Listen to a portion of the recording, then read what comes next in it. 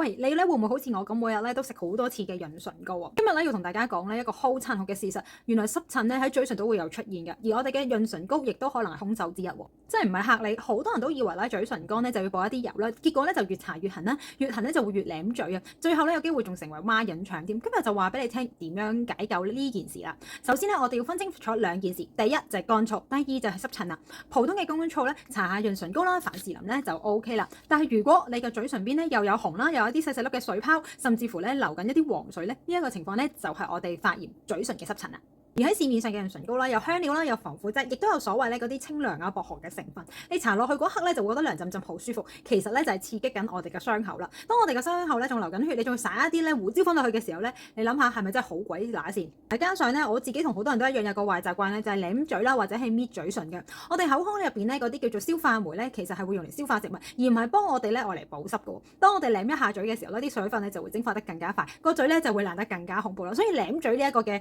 行動咧，你一定要停止啊！如果你真係中咗上面嘅嘢，有嘴唇濕疹嘅話，亦都戒口啦，換個枕頭都搞唔掂，好大機會咧就我哋個內部炎症指數咧已經係爆晒標，或者免疫系統咧完全失衡。所以咧你係需要嘅唔係淨係再搽一啲嘢喺身啊，你係需要由飲食方面咧開始作出一個調理。你可以預約我1對1嘅諮詢，我會幫你咧執好你嘅飲食習慣，令到咧你2026年嘅時候咧個嘴唇咧可以變翻靚啲㗎。既然咧搽嘅未必得咧，就一定要靠食啦。嘴唇濕疹咧好多時候咧都係缺乏維他命 B 集，特別係 B2同 B6，仲有鋅呢個營養素。所以第一樣嘢檢查下你自己會唔會食得太多嘅精製嘢同埋辣嘢先，因為呢啲咧都係我哋咧嘅發炎原料嚟㗎。第二樣嘢喺早餐嘅時候咧，加翻一啲咧含鋅嘅豐富食物，例如嗰啲南瓜子或者適量嘅海鮮。當然啦，要睇下你有冇海鮮過敏，你先好加辣。第三就係要平衡下咧我哋啲油脂比例啦，因為咧好多時間出街食嘅嘢全部都係發炎嘅油啊。如果你食唔夠奧米加3嘅話，你身體嘅發炎問題咧就會持續上升㗎啦。但係講下我自己啦，因為其實我嘴唇都係比較偏乾，但我慶幸自己咧就唔係嘴唇濕疹。但係我每一日咧我都會咧食維他命 B 集啦，仲有魚油㗎喎，因為咧多種維他命除咗 B 集好足夠之外，佢仲有其他嘅營養成分可以平衡埋我壓力嘅問題喎。而咧魚油就唔需要特別講啦，就係咧消炎作用啦，同埋咧佢係真係有奧米加3嘅成分咧，亦都針對翻我哋嘅記憶力啦，對我哋膽固醇都好噶。咁所以咧我自己平時咧呢兩種嘅營養片咧，我就每一日咧大概食2粒至4粒啦，而魚油咧我亦都會食2至4粒。